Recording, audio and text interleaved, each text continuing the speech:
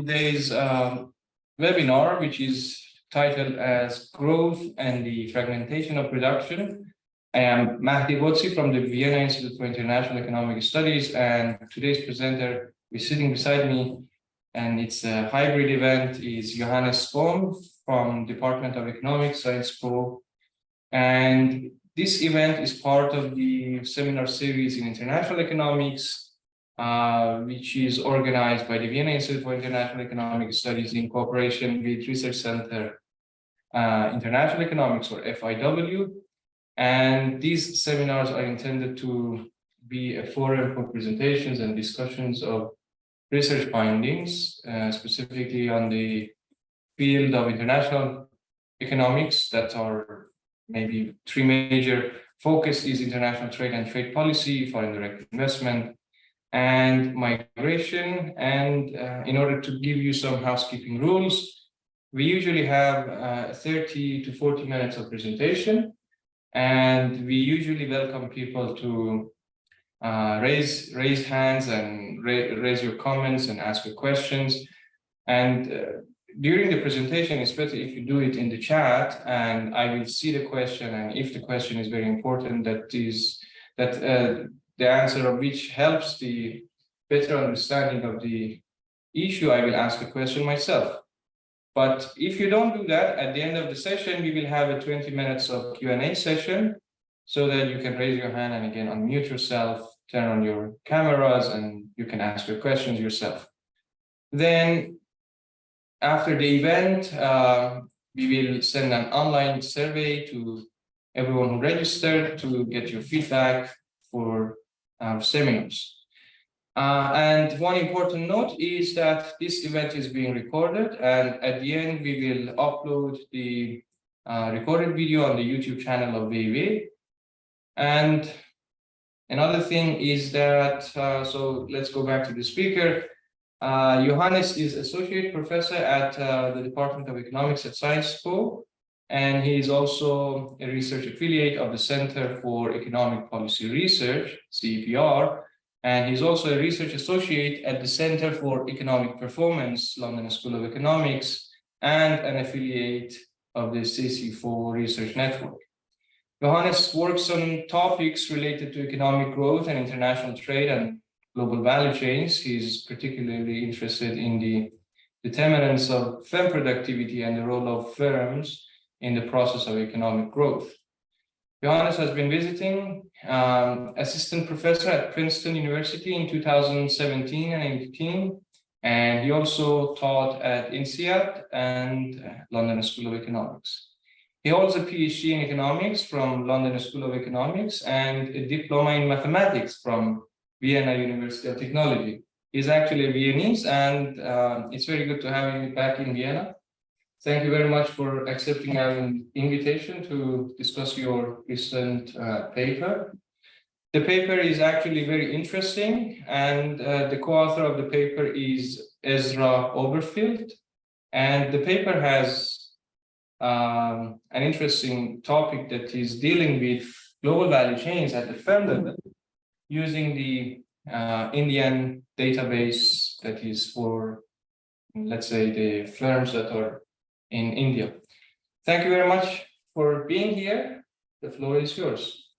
Thank you very much, Mehdi, for the kind introduction, and thank you very much for joining in person and online. So it's really nice to be back at VEW. So as Mehdi mentioned, this is joint work with Ezra Oberfield. We've been working on this project for a while. We're still not 100% finished. We spent the last year effectively trying to estimate the model. I think we're almost there. Probably a few more weeks, and then we've got the numbers. But then again, I've been saying that for a while, so let's see how it goes. So the motivation of the project is very straightforward. So it's about the role of specialization in the process of growth. So people for a long time have been emphasizing that there's some link between specialization and productivity growth. So for instance, going back to Adam Smith, but even before. So if you look at the very first sentence of the first chapter of The Wealth of Nations by Adam Smith, you see this famous sentence that says, the greatest improvement in the productive powers of labor, so labor productivity, seem to have been the effects of the division of labor.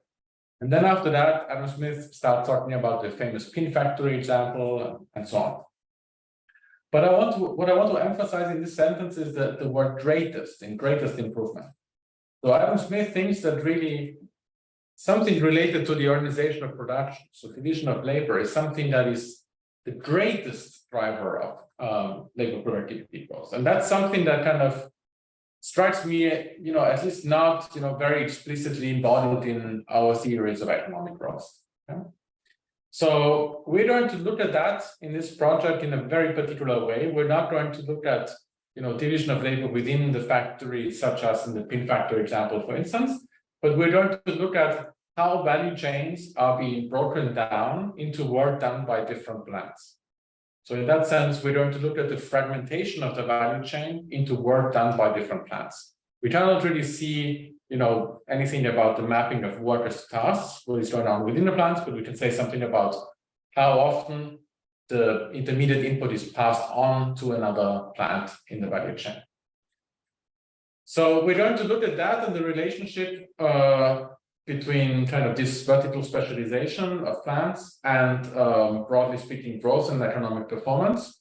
So just to be very upfront about what we're going to measure, we're going to measure for each plant, what are the outputs that the plants are producing and what are the inputs that are going into the production process. So for instance, we see some plants that produce, let's say, cotton shirts.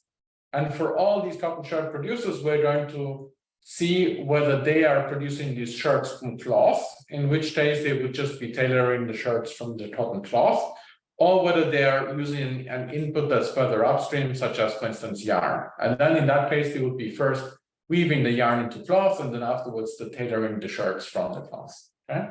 So that's effectively what we see from the data in our setting. And I'm going to start by talking about a bunch of empirical facts that we find when we correlate these measures of specialization, like how much of these vertically related tasks are these plants doing, both at the macro and at the micro level. So we're going to use data from India, where we have very good information about that. That's going to be the setting of the study. So first, at the macro level, we find a very strong relationship between vertical specialization of plants in a particular location and level of development as measured by income per capita. Right? So we're going to find that richer areas of India will have plants that within their industry are going to be more vertically specialized, okay? Both in the cross-section and in the time dimension. And then we're going to look at the micro level, and we're going to look at plant level correlates of specialization. And we're going to find, again, very strong relationship between specialization and measures of performance. So the simplest measure of performance 51, for instance, would be plant size. So we're going to find that plants that are more vertically specialized, on average, are larger within their industry. So going back to the example of the cotton shirt producers, we're going to find that among all the plants that produce cotton shirts, the plants that produce the cotton shirts from cloth, the ones that are more specialized, are going to be larger in terms of sales, but also in terms of employment, than plants that produce cotton shirts using inputs that are very upstream. So for instance, yarn or even raw cotton and so on. Okay? So again, very strong relationship between specialization and performance such as size and so on, but also other measures. Okay? So that's a bunch of regressions at the macro level, at the micro level. That kind of motivated us to look more into this. And I mean, it went a little bit, to be honest, against what we had expected. And we tried to make sense of the stuff. So we looked at regressions that have a causal interpretation. So we're going to look at how plants are responding to demand shocks. We're going to construct some demand shifters from foreign demand shocks. So these are like Hammel's instruments, if you want, or for instance, what Autodon, Hansen, and so on have used in terms of construction. So shift share instruments. So we're going to have that some industries are going to be hit by foreign demand shocks, and we're going to look at what is happening to the plants. And we're going to find that as demand shocks, positive demand shocks are hitting these firms, they're getting more vertically specialized. Okay? The inputs holding fits the output, the input is moving further downstream. And when the demand shock is negative, so for instance, in our case, it's going to be an import competition shock. So these plants are going to shrink and they're going to become less vertically specialized. They start using inputs that are further upstream. So that suggests that there is some non-homogeneity in the production process, and we're going to construct a model that can rationalize these empirical patterns. And the model features economies of scale. So non-homogenicities, as very clearly in the data, but we're going to have economies of scale, and we're going to study the implications for growth. Okay? So in that sense, we will want to use the model in the end, and this is the part that is still a work in progress. We want to use the model together with the moments that we find in the data to estimate the magnitude of these scale economies. And I'll talk quite a bit about how exactly we think we can make that link and how the identification of these parameters work. Okay, in the interest of time, I'll skip the literature. There's a very long literature going back many decades. But let me talk first about the data that we're using. So we're using the Indian Annual Survey of Industries. That's the main source of formal statistics in the formal manufacturing sector in India. We have annual data, almost annual data, going back to 1989 up until 2015. There are a couple of gaps in between where kind of the data is not really usable, the collection didn't really work very well, and so on. But the ESI is a plant level panel survey of formal manufacturing plants. So there's only the formal sector, informal firms are nothing there. The unit of observation is the plant. Okay. We have in any given year all the plants that have more than 100 employees. And for all the plants that are mid-sized, so between 20 and 100 employees, we have them in any given year with 20% probability, roughly. Okay, this is fluctuating a little bit over time. But so this is kind of what they call a sample. And the most important part of the survey, at least for us, and I think also one of the most interesting parts of the survey, is that you have very detailed information about what these plants are producing. So you know both on the output side, but also on the input side, 5-digit product codes for outputs and inputs, quantities, unit values, and so on. Okay. And on the intermediate input side, separately the inputs that are domestically sourced and the inputs that are imported. So just to give you a couple of examples for what these 5-digit product codes are, there are about 5,500 of them. So bleached silk yarn, beryllium copper wire, aluminium ingots, and so on. The median plant is using 3 of those 5-digit inputs in the production process. There are some plants that have very simple production processes and use very few intermediate inputs, such as, for instance, plants that are producing bricks from clay. They just make only bricks and they only use the clay as an input, and then they burn the clay, and then that's what they do. Okay? But we also have some plants that are, performing very sophisticated production processes with many different intermediate inputs going up to, even above 100. Okay? The first thing that you see when you look at these intermediate input mixes, and that's going back to some earlier work that Esma and I did, is that even within very, very narrow industries, there's a lot of heterogeneity in the intermediate input mixes that these plants are using to produce the output. Okay, so let's look at the right panel here. So this is intermediate input mixes for plants that only produce polished diamonds. Polished diamonds is one of those 5-digit product codes. Okay? So these are single product plants that only produce polished diamonds. There are some plants that produce polished diamonds entirely from cut diamonds. Okay? They take the cut diamonds, they polish the cut diamonds, that's the output. Okay? And then there's some other plants that produce the polished diamonds entirely from rough diamonds. So they take the rough diamonds, they cut the rough diamonds, they polish the cut diamonds, and then that's the output, that's the polished diamonds. And then there are a couple of plants that use another 5-digit input, that's industrial diamonds mostly, which is another 5-digit product code. Don't ask me how they're related. But this is kind of, so what I want to show you with this picture is that, from looking at which intermediate inputs they're consuming in the production process, you can say something about the organization of these plants. So the guys that are producing polished diamonds and cut diamonds, they're just doing the last production step, the polishing of the cut diamonds. The guys that use the rough diamonds, they're doing both first the cutting, and then afterwards the polishing of the rough diamonds. Okay? So in that sense, they are more integrated. So this is something that is not only the case for polished diamonds here, it's a very clear example because it's a simple production process, there are few inputs, but this is really ubiquitous across the industry. So for instance, on the left panel, we have bleached cotton cloth. You can produce bleached cotton cloth from unbleached yarns, from bleached yarns, from unbleached cloth, different dyes, different bleaches, whatever. It's kind of much more complicated. But this is something that you really see in very many different industries.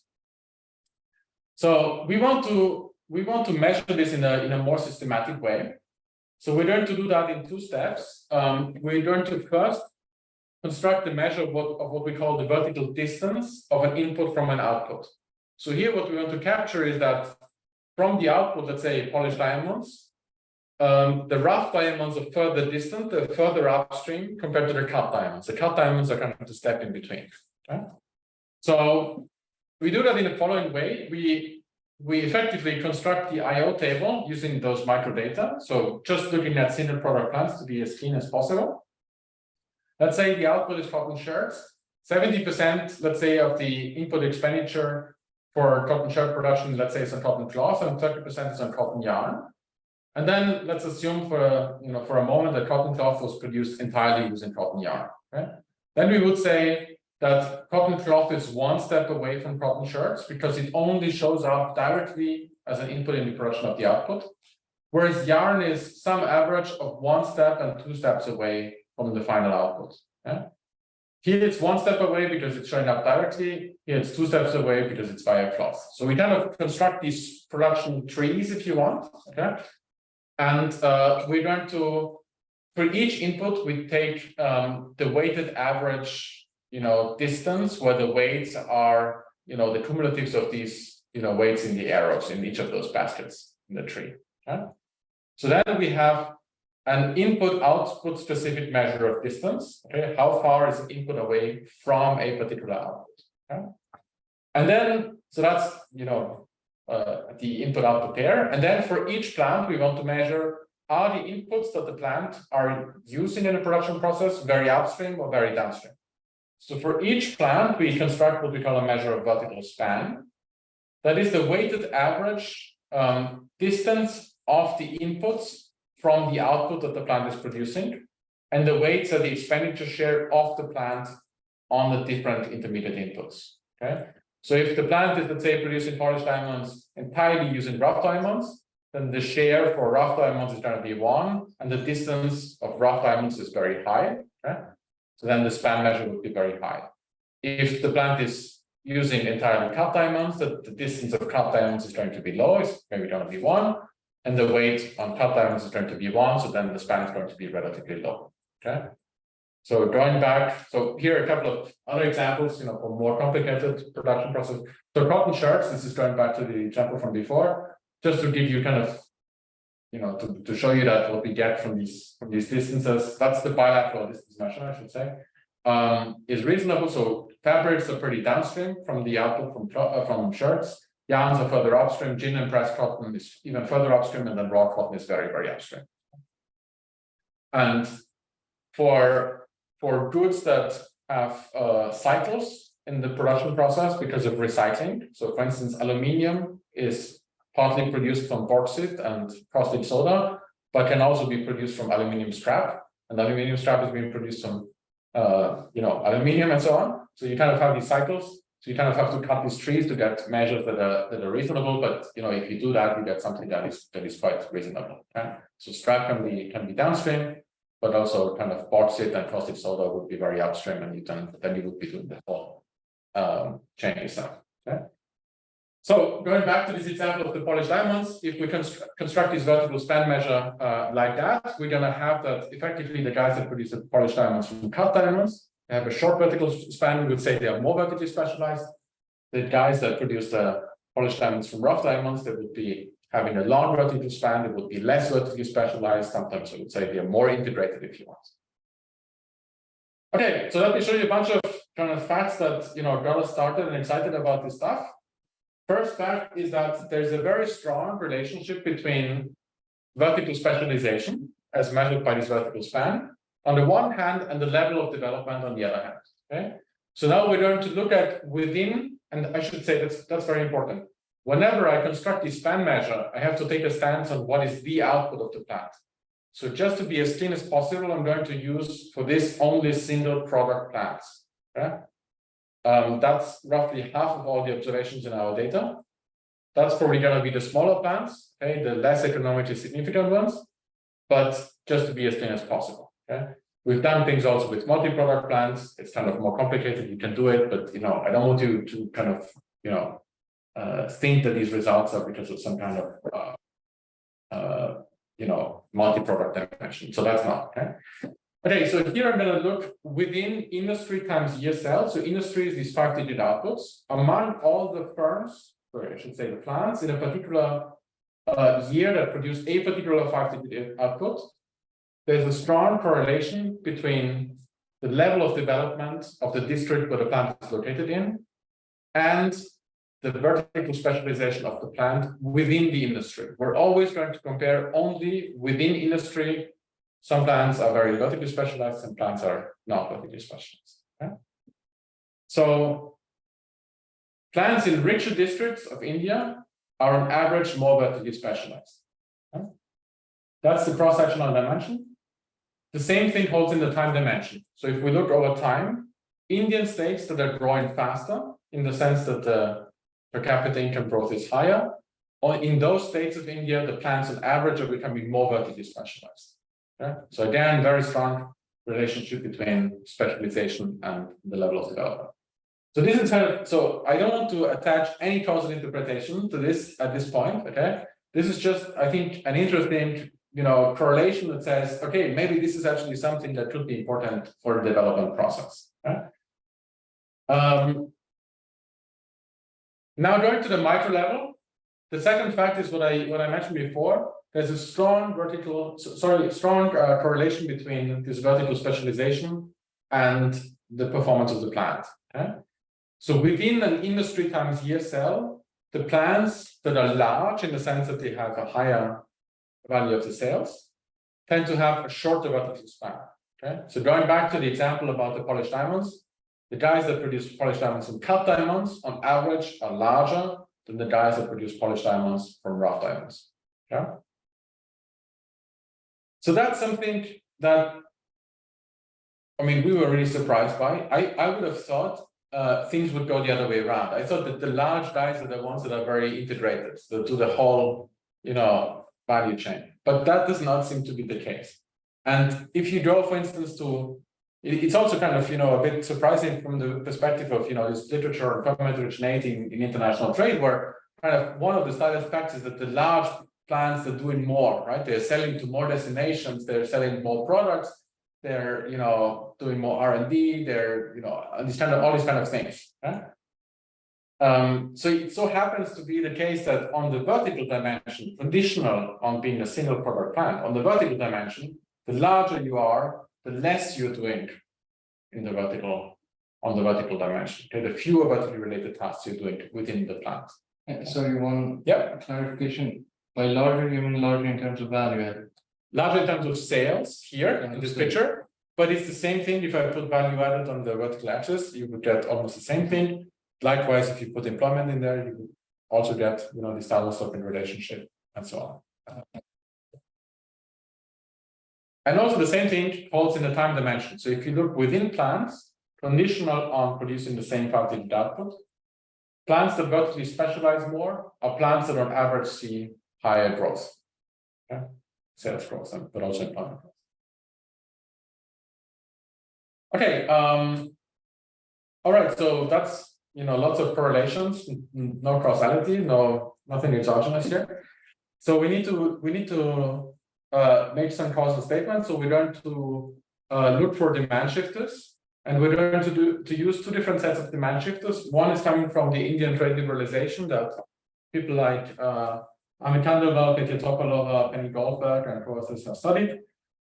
So the story is the following. So until the end of the 1980s, India was in near autarky. So India was operating an import licensing system. So if you wanted to import, you had to get a license. But even if you had a license, you were facing very high tariffs. And not only were these tariffs on average very high, they were also very, very much varying across inputs. Okay, so here's a picture of tariffs, import tariffs in percent across 6-digit HS products. So you see an average, the average import tariff in 1990 was about 75%. And a very large variance across these 6-digit HS codes. Some were having very low import tariffs, and some were having very high, going up to 350%. Okay? And then in 1991, India was facing the balance of payment crisis, and they started liberalizing the economy. They started doing many things, but one of the things that they did was also to remove the import licensing system, and they started cutting tariffs.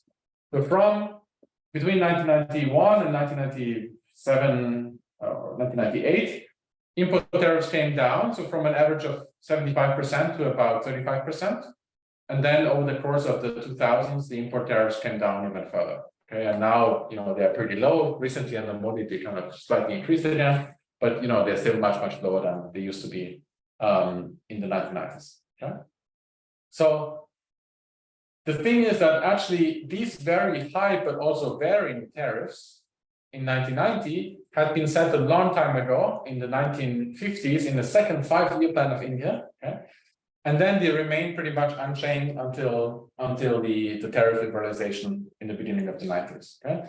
So this is why people like Khandelwal and Topolova and others have kind of argued that the change in the import tariffs, which is effectively the level before the liberalization, is only, that was set a long time ago in the 1950s and is therefore unrelated to the characteristics of the industry at the beginning of the 1990s. Okay? So therefore, the tariff reduction, the change, which is effectively the initial level, is pretty much uncorrelated to anything else that is affecting the characteristics of these firms here. Okay? So that's kind of hopefully an exogenous shifter to the tariffs. And from the perspective of the firms, if you're a firm that is producing a good that initially had very high protection, and then afterwards the tariffs are coming down, faced with increased import competition, and it looks like a negative demand shock. I'll show you that in a moment. Okay? The second source of shifter that we're going to use is kind of these Hummels type instruments. So we're going to take for each industry the weighted average of the growth in industries in different countries, okay, weighted by the export destination basket of the Indian firms. Okay? And in that growth, you're taking out the imports from India by itself, but it's kind of the imports from everywhere else in the world. So this is kind of the standard Hummels type of instrument. So if we correlate that with sales of the firms, so you find a positive coefficient for kind of this the import tariff on the output that the plants are producing. So when the tariffs are coming down on the stuff that you're producing, you're faced with this increased import competition. You're going to shrink, okay, positive coefficient, tau goes down, and therefore sales go down, okay, positive coefficient. On the input side, if the tariffs on the inputs that you're using in the production process go down, it means that your inputs are becoming cheaper. That's going to lead to it's like a positive supply shock, so you're going to start growing, so you have negative coefficient. And then also this Hummels demand shifter, that's the demand instrument that we constructed like I explained to you before. So again, we have a positive coefficient. So if there's a positive demand shock from abroad, that's going to be reflected in sales growth for your firm. Okay. So we're going to use these changes in the output tariffs and these demand shocks as demand shifters from the perspective of these plants. Okay? And I'm going to effectively do all these regressions twice. Once with the pooled sample where I use all the tariff changes. Maybe some of them are not exogenous. Okay? But then I'm going to construct a very, very clean sample where I'm only going to look at these long run changes from before the liberalization to after 1998. And things look very similar. Like on the one sample, we're probably having a too large sample. On the other one, we're probably having a too small sample, but things go in the same way. Okay, now that's maybe the most interesting table. So here we are regressing the vertical span of the plant on the sales of the plant. Okay, and we're having plant product fixed effects. So that means this negative coefficient in the OLS means exactly this relationship that I've explained to you before. As the plants are cutting the vertical span, they're also growing at the same time. Okay, so this is kind of this within plant fact that specialization and sales growth is positively correlated. Okay. Now in columns 3 to 6, we're instrumenting for large sales. In 3 and 4, with the import competition shock, so that's mostly negative demand shocks. And in 5 and 6, with the Hamel's export demand shock, that's mostly positive demand shocks, but sometimes also negative ones. And now we find a relatively large and negative coefficient. So what that means is that as the plant is shrinking because of a negative demand shock, the vertical span is increasing. So the plant is becoming less vertically specialized. Or likewise, if the demand is going up from the perspective of the firm, that the plant is growing, the plant is becoming more vertically specialized. It's cutting the vertical span. Okay? So you're moving from using rough diamonds to produce the polished diamonds to using cut diamonds to produce polished diamonds. So there are many other things we can do, like cutting the stuff, making the sample cleaner, looking on the long differences. Of course, all these things are conditioning on staying single product and producing the same output. That is introducing some kind of sample selection, obviously, but that sample selection is not responsible for that negative coefficient. That's effectively what we're saying. So in that sense, these results are kind of a little bit reminiscent of Adam Smith's famous adage about the division of labor being limited by the extent of the market. So in this case here, it's not the division of labor within the factory, within pin factory type of division of labor, but division of labor in the value chain across the plants. Okay, so how is the value chain broken down into different plants? As the extent of the market is going up, positive demand shock, the fragmentation is increasing. So the value chain gets divided into work done by more different plants. Okay. One thing that is also interesting, and in particular, it helps distinguish about different theories that can give rise to this result, is that as the demand is going up, so you're facing a positive demand shock, the plant is growing, it's actually reducing the number of intermediate inputs that the plant is using in the production process. Right? So the way I want you to think about this is that production is a bit like an inverted pyramid, where the output is at the peak of that inverted pyramid. So you can produce that final output using very few almost finished components, and you're just assembling these almost finished components. Or you could be producing the final output using very many, very raw materials, and you perform all these production stages, and you combine all these many raw materials into the final output. Okay. So as you're becoming more vertically specialized, you kind of going to the tip of the inverted pyramid, and therefore you're reducing the number of intermediate inputs that you're combining to produce the final output. Okay. So that result is, for instance, the opposite of what you would get if you are thinking that the use of intermediate inputs is associated with fixed costs. If you have to pay a fixed cost for every input that you're using in a production process, then as you get a positive demand shock, you should be increasing the number of intermediate inputs that you're using. Okay? Whereas what we find is actually decreasing. Okay, and one other thing that we're doing, because it's cool and we like it and it's interesting, is to go back to the static paper by Alan Young, 1928, where he takes on Adam Smith and he says, well, it's not only that the division of labor is limited by the extent of the market, but it's also that the extent of the market is affected by the division of labor. And what he has in mind is what he calls the economies of roundabout production. So what we would call network economies in modern lingo. Okay. So, as you are fragmenting the production process, and that's going to have an impact on your costs, that's going to affect how much downstream industries, for instance, are going to buy from you and from other firms, and that's going to affect, again, the division of labor in different industries and so on. Okay. So you have all these effects being kind of determined in equilibrium across different industries. Okay? So we try to get a little bit of that. So we're doing the following. So consider this plant J that is in industry omega. So that's the 5-digit industry omega. And let's say I've already convinced you that not all these plants in omega are using the same mix of intermediate inputs. Okay?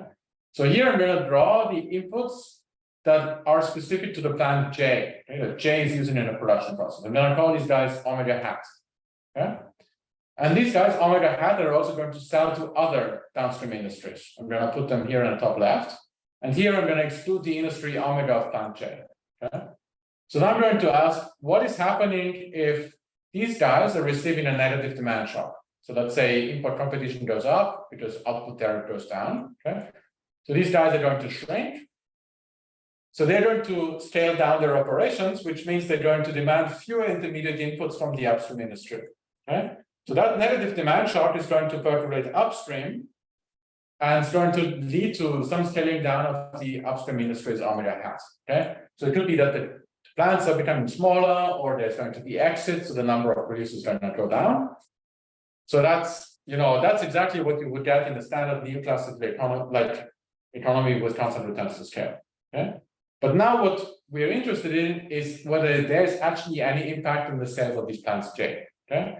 If we are in a neoclassical economy with constant returns to scale, then these guys should not be affected because, well, there's going to be exit in the upstream industries. Okay, fine.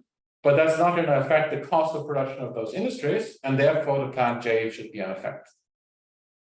Well, it turns out that's not the case. Okay? So here we are regressing the sales of plant J on the measure of the number of producers in the upstream industry in the state where the plant J is located in. So that's effectively this stuff here, the number of producers. Okay, it's a large number of producers. But we're instrumenting this large number of producers by the demand shock that is happening in these industries on the top left. Okay? And the first stage is exactly the demand shock percolating upstream, okay, and leading to some exit. So the first stage is significant, and we see that there is some exit. Okay? But now the question is there anything happening to the sales of plant J? And the answer is yes. Okay? The first two columns is just OLS, positive coefficient, whatever that means, I have no idea. But even if we use these demand shocks to the Hammers instrument or the import competition shock, we still find a positive coefficient. So what that means is that as there is exit in the industries upstream from you because of the negative demand shock somewhere else, your sales are also going to go down. Okay? So what that means is that somehow your cost must be affected as well. Okay? And that's why you're reducing your sales. Now, one thing to notice here is that we're including industry times year fixed effects. So we're including fixed effects for omega. So any identification here is just coming from the fact that not everyone is using the same inputs in the production process. How is that helping us? It's helping us because any demand shocks that are symmetric, demand shocks for omega, for instance, would be absorbed by those fixed effects. Okay? So that's kind of how we're isolating this channel. So in that sense, the way we interpret this stuff is that there must be economies of scale somewhere. I don't know, from this regression, we can't say whether they're at the plant level, at the industry level, across industries, network economies, and so on, but they have to be somewhere.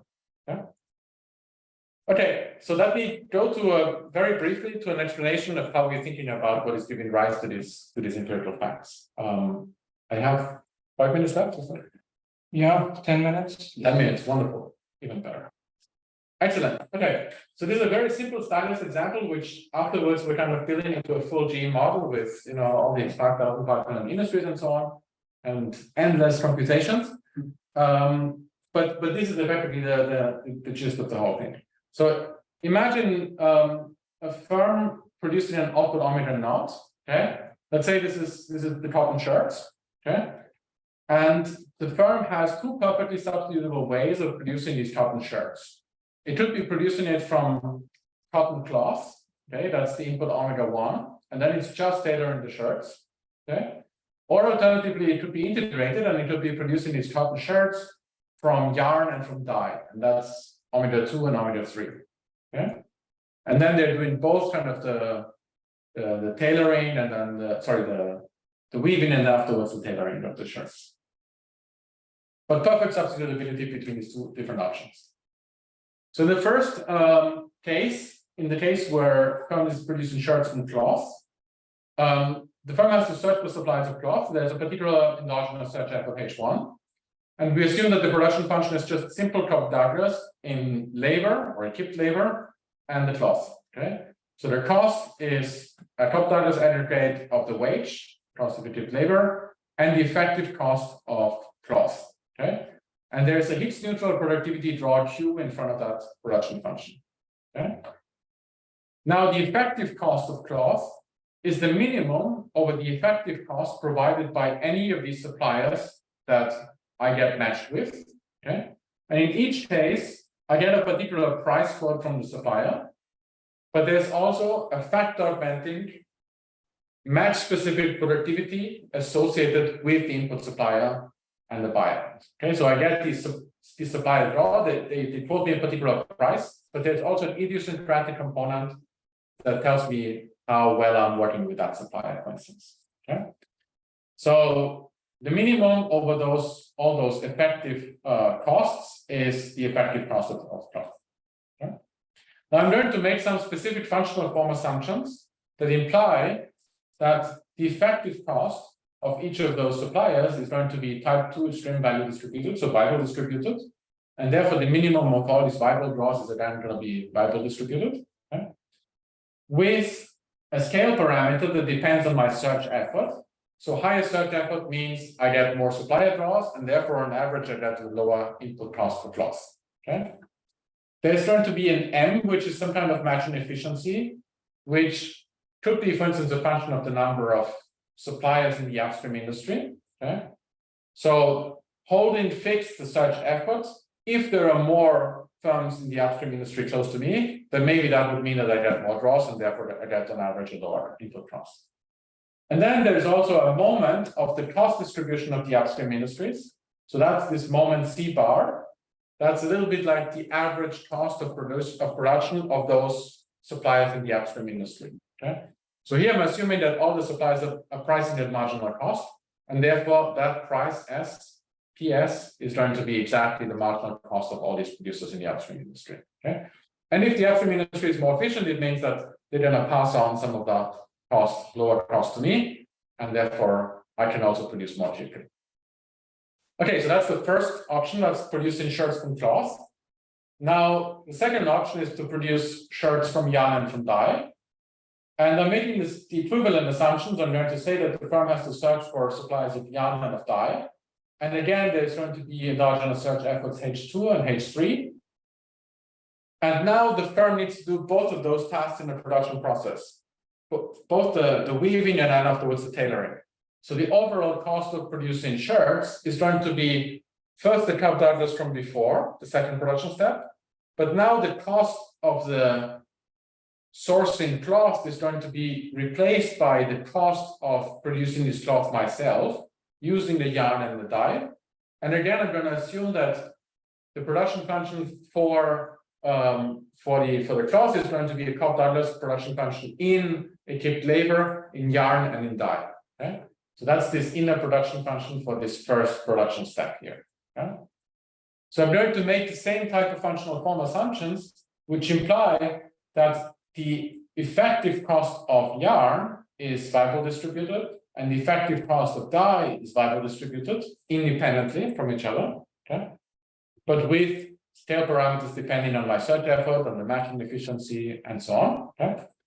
So now I have two Weibull distributions, and unfortunately, the product of two independent Weibulls is not Weibull distributed. Okay? But it so turns out that actually, if you choose a productivity draw in front of that first production step, that is the Cobb-Douglas, with a particular distribution that is engineered in such a way that this stuff works out, you can make the overall cost, again, Weibull distributed, with the scale parameter being the Cobb-Douglas aggregate of the individual scale parameters. Okay?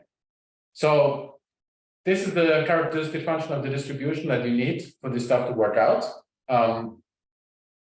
Like showing that kind of it has this property is very easy. You just use the convolution formula for the characteristic function. But actually showing that this stuff is really a characteristic function takes several pages. Yeah? That's the nasty bit. But it actually works out, and I think it's kind of a nice trick. What does this buy us? It buys us the fact that now we have kind of going back in time to the firm. The firm has two options, kind of making it themselves or buying it from the market. In both of those options, the effective cost is going to be variable distributed with the same tail parameter zeta. They're going to choose whatever is cheaper. The minimum of the two independent variables is again variable distributed. And you have the standard beautiful extreme value math that gives you, this discrete choice problem. Okay? And the decision becomes very tractable. So going back in time, the firms are born with some ex-ante Higgs neutral productivity Q, and they're going to make these search decisions, H1, H2, H3, based only on that. Okay? How are they going to trade off the search decision? Well, if they search more and they get lower costs, they get higher profits because we assume that they sell all to households. Households have isoelastic demand, so you choose a constant marketable marginal cost. And if you have a lower cost of production, it means that you're going to get higher profits from the sales to the households. Okay? So searching more is going to give you higher profits, but we also assume that there's a search cost, so we're assuming it's an isoelastic search cost that's additive, okay? And there's a particular, constant elasticity of that search cost with search effort. Okay? So then if you plug in, the isoelastic demand, you come to the second expression. That's this one here.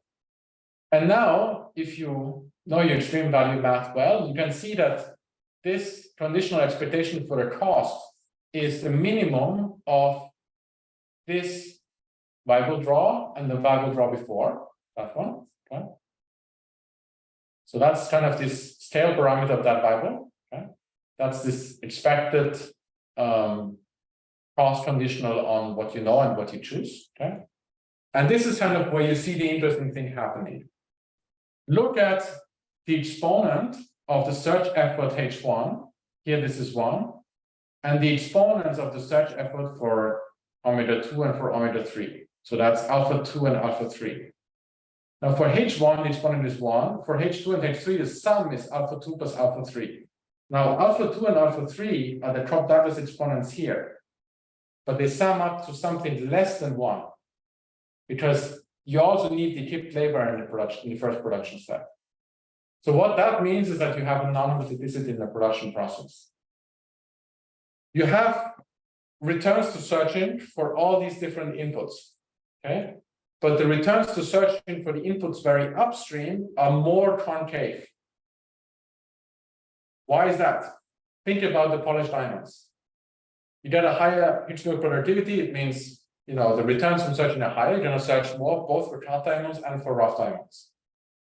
But whenever you buy rough diamonds, you have to have a worker also that cuts the rough diamonds. And the cost of that worker is not going down. And therefore, the returns to searching for the upstream input is more concave than the returns for searching for the downstream input. So that generates this non-multiplicity. So that's how we think about the size-span relationship that we have in the data. Firms are born with different Higgs neutral productivity. They're going to all search for different input suppliers. But the guys that are born with very high productivity will search disproportionately more for inputs that are further downstream. And therefore, on average, they will end up more likely to be vertically specialized by using an input that's downstream. Okay? And therefore, because they have high Higgs neutral productivity, they also will, on average, be larger. Okay? So we think of this size-span relationship being the result of selection, from selecting into being more vertically specialized because the returns to searching for the inputs further downstream are less strongly diminishing. So it's actually, if you think about this in a more general setting, it's the Morishima elasticity of substitution that actually determines this stuff. But anyway, that's another. Okay, so that's how we're thinking about that stuff. And you can generalize this setup because of the niceties of the extreme value math to any finite production trees. So instead of just having a simple production function with yarn, dye, and cloth, you can have any finite size of those trees. You always have the conditional distribution of these individual cross draws are going to have this Weibull shape with the same tail parameter, and therefore the discrete choice problem becomes very attractive. Right? So we implement this stuff with the whole microdata of India, and we implement network economies coming from the idea that maybe if there are more suppliers close to you in the upstream industries, then even holding fixed the search effort, you're going to get more draws. So we're going to have that the matching efficiency depends on the number of firms. We're going to endogenous entry in a way with the constant elasticity. So the number of firms responds to expected profits with the constant elasticity. But other than that, the setup is pretty much as in a simple model. Okay. So we have kind of the general equilibrium model, which we calibrate to the Indian data with all the input-output relationships, and having these network economies and having the firm level economies of scale, which are coming from the search process. If you have higher, a lower, higher Higgs-level productivity draw, you're going to search more. That's going to give you cheaper inputs, and therefore your overall cost of production becomes even cheaper. Okay, that's the firm level. The network level economies, the Elvin-Young economies of scale, if you want, they're kind of there with some elasticity as well, so that we can calibrate and estimate as well. And the way we are thinking of bringing that stuff to the data is that, well, we have two parameters that determine these economies of scale. One's the gamma, firm level economies, and one's this mu, that's the network economies. And we have two data moments that can help us get the values of these numbers. Once we have the within industry moment, that's the size span relationship. That we would not get if the gamma was, for instance, infinity. If you could not adjust your search effort, because you would not have this asymmetric selection into specialization. Right? So we can identify the gamma from this within the industry moment, the size span relationship. Right? And then conditional on having identified that, we have this across industry, the upstream downstream propagation of the shocks, the Allen-Young regression, sorry. And conditional on having identified the gamma from the within industry relationship, we can identify the mu from the upstream downstream propagation of shock regression. Okay? So that's how we're hoping to get to a full empirical polarization of this model. Okay, so that's effectively where we are. We did some quantitative experiments, but we haven't really converged in the numbers. So effectively in this paper, we asked how firms organize their vertical activities and what are the implications for the relationship between specialization and growth. So we find very strong relationships between specialization and performance, both at the macro and at the micro level, using those Indian data. And we rationalize these facts with a model where firms have economies of scale through the process for searching, and firms select into being vertically specialized or not, depending on their example productivity draws and their search behavior, and their economies of scale both at the micro level and potentially at the network level. And we're using these data models to identify these parameters. Thank you very much, and I look forward very much. Thank you very much, Johannes. It was an excellent presentation. Actually, I learned a lot myself. So first, let's see if anyone from the audience here or at home, you have any question or comment? Well, I have one. Yes, so I think we discussed it before, but it was like this enlightenment, the moment when you realized that it was that distribution that added to that. And I just want to know, what is the name of the distribution, or is it like something that you just found out and you tried and... I'm not aware of any name for that distribution. It's related to some distributions that people have studied before, but not in economics. So I can point you to some papers where they have talked about that. It's related to a Cantor distribution. I mean, to me, it looks like when the Eton Corton, they found that the Frichet kind of fixed to their theorem, something similar, right? Yeah, so I mean, like Eton Corton and like before McFadden, like all the extreme value stuff in economics, I think is going back to McFadden. So I think that was a big innovation, and it was very useful. So in that sense, I mean, this distribution has some very nice properties to make this extreme value math work out very nicely. And I think in that sense it's useful. But yeah, so we haven't thought so much about what it would be useful beyond. So Okay, thanks. So for now, there is no question from the chat or from the audience. But if anyone would like to ask, because I think it's a webinar, you can raise your hand and we can allow you to unmute and we can see you as well if you want. So one thing that I mean, it's just a terminology that, I got confused. Because when we are using the term specialization, it means that the firm is specialized in certain task or activity. But when the firm is specialized in too many tasks, we don't call it specialization anymore, but we call it diversification. So it's like the fragmentation of production across the value chains, you call it what value span, vertical span. So when we have that, should it be still called specialization? Because maybe that is exactly what you find in your empirics. So you're right. I mean, but specialization itself, I would say, is a broader term than specifically what we are measuring here, which is why I should have used the word vertical specialization whenever I'm talking about specialization, because it's really only specialization into what are the vertical tasks that you're performing in the value chain to produce a given final output.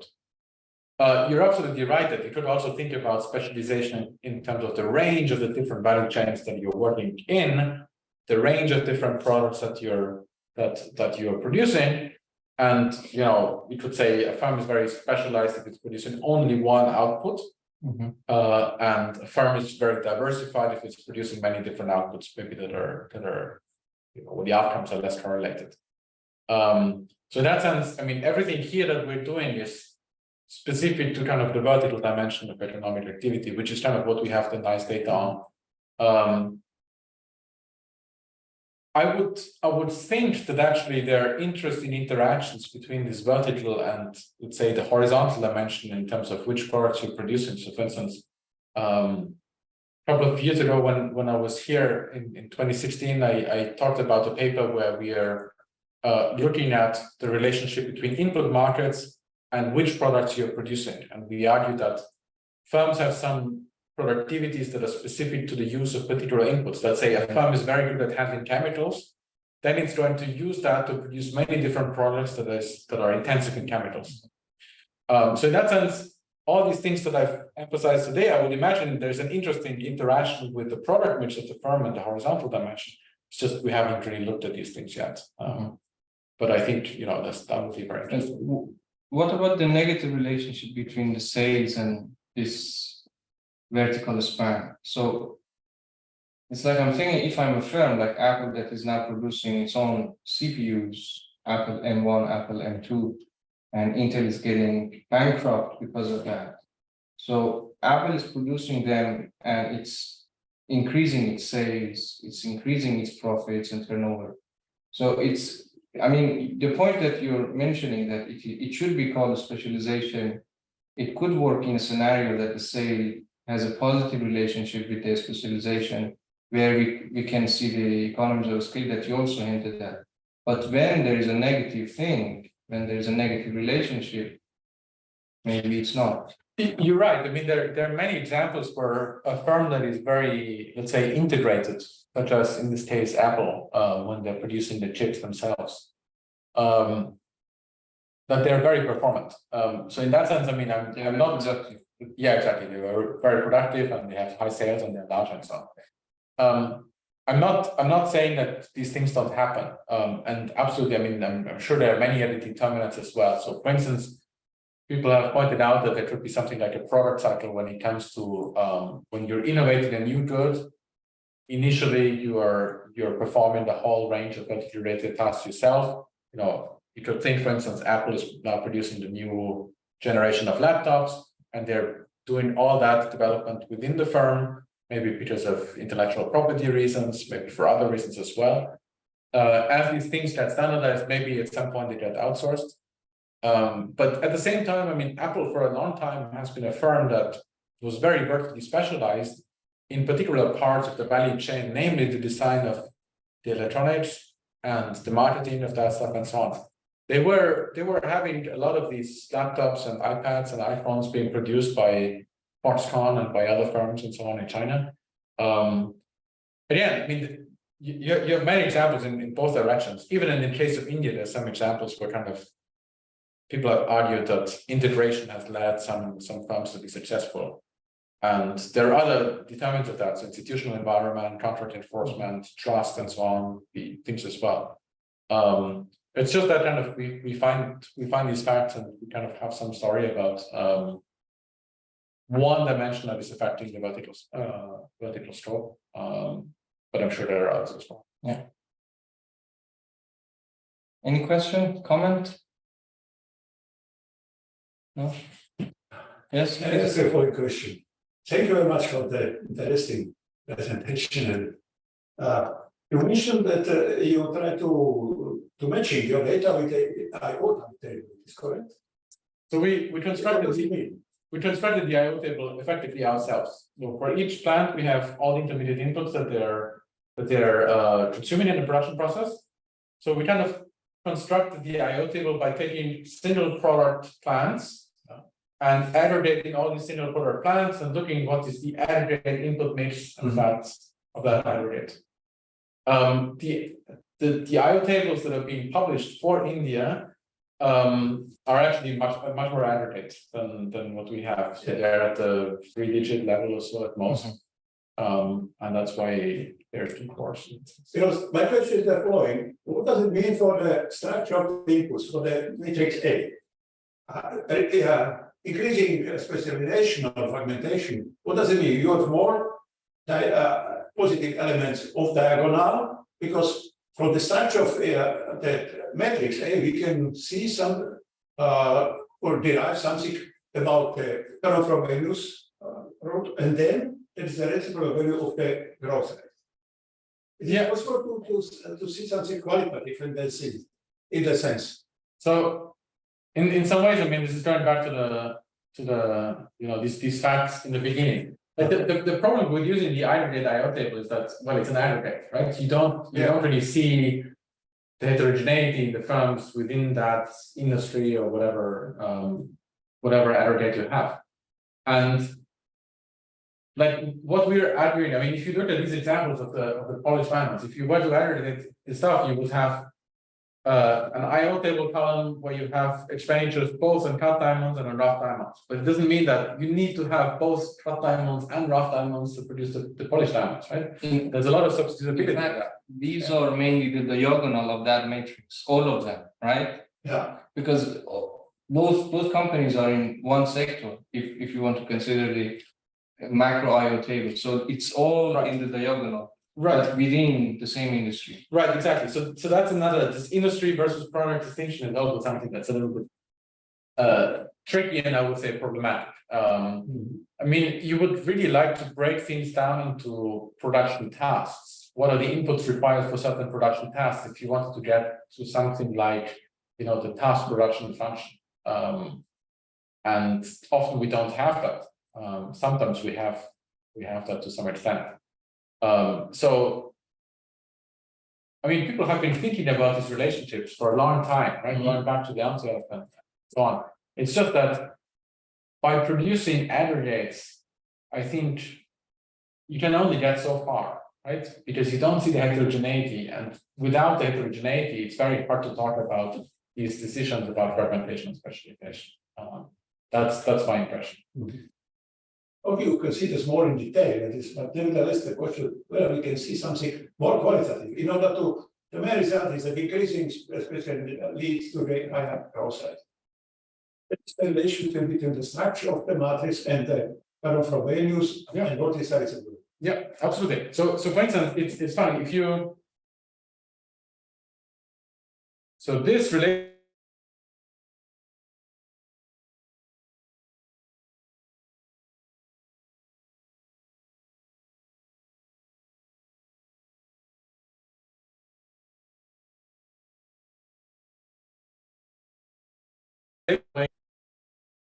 is that correlated with the level of development of the country? So in other words, take the polished diamond industry is it the case that in the US, the polished diamond industry is using relatively more cut diamonds according to the IO table compared to India?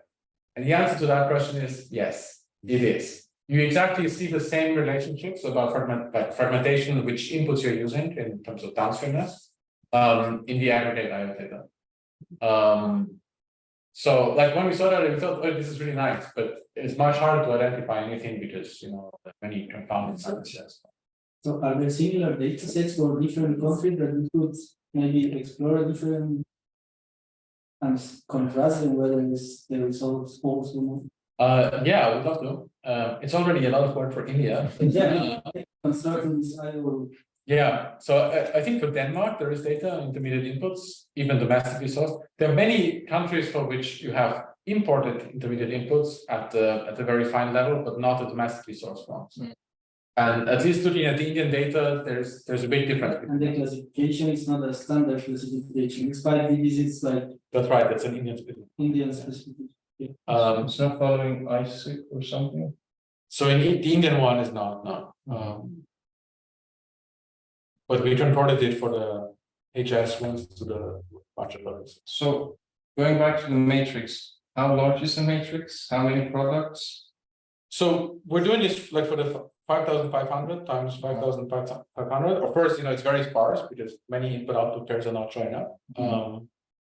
But that's a big matrix. So it's like you have one matrix for each plant.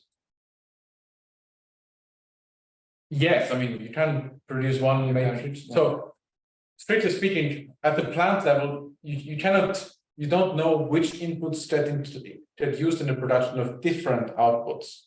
So this is another reason why we're not using the multi-product plants, because you would need to know which inputs get used in the production of which, or at least which value chain they are being used for. And we don't know that,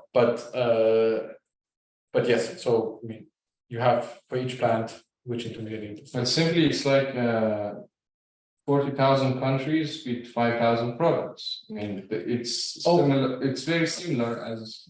Sorry, so for the international IO table that I mentioned, we don't have that level of detail, of course. Of course not. So there we have only 2 digits of GTAP. Interesting. Sorry. First of all, thank you very much. It was really interesting. I'm not theoretical economist, so I'm really like a practical person. And in all your discussion towards the end, I was a little bit missing, maybe because I'm too simplistic myself. So for me, products are different, and it felt like everything. This applies to everything, right? And I was missing the idea, 2 ideas. One is the idea that some things are more difficult to produce than others. So the idea of capabilities of the firm, and the capabilities needed to produce a product, and also how ubiquitous a product. Because at the end of the day, okay, this depends on research efforts, but then you are in India. So already very probably around you won't find all the diversity of products that you will find in a developed country. Plus, some products are easier to produce. So, how have you thought about this? How that plays a role? Yeah, I mean, these are obviously very, very deep questions, and I think that's a very it's a very difficult question. So the way I think it's related to what we're doing here is that here we're not asking about why certain goods get produced, which is saying, if you're producing a particular output, polished diamonds, okay, how are you producing it? And you're absolutely right that there will be many different things that are affecting whether you can actually produce the output. And maybe there will even be, differences across space. I'm thinking about these cross-sectional regressions, level of development and specialization and so on, in things like capabilities, productivities, and so on. Absolutely. So in this project, in some ways, we're just saying, okay, we're holding the output fixed. You're making that already. We're not asking why. Okay. How are you making it? Are you making it using the last task only? Are you making it using two tasks, or are you going all the way to the very raw materials? This is exactly, this affects what I'm saying, right? Absolutely. So it could be, for instance, the case that certain tasks can only be performed that are very difficult and cannot be performed by all these firms. So all that stuff could give rise to, for instance, this cross-sectional relationship between specialization and the level of development.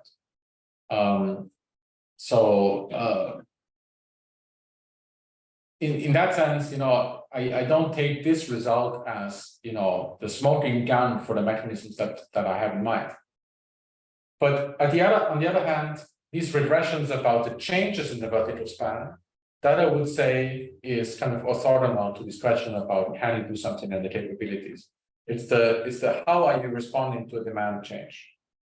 Holding fixed the way you're kind of anyway you're doing it ex ante. Now you've been faced with a demand shock. How are you changing the stuff?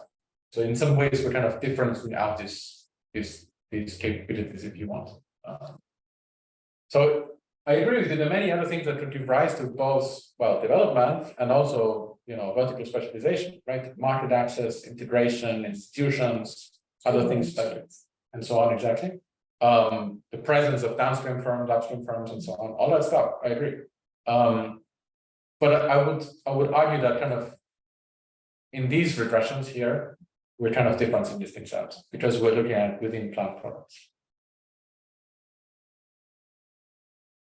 Excellent.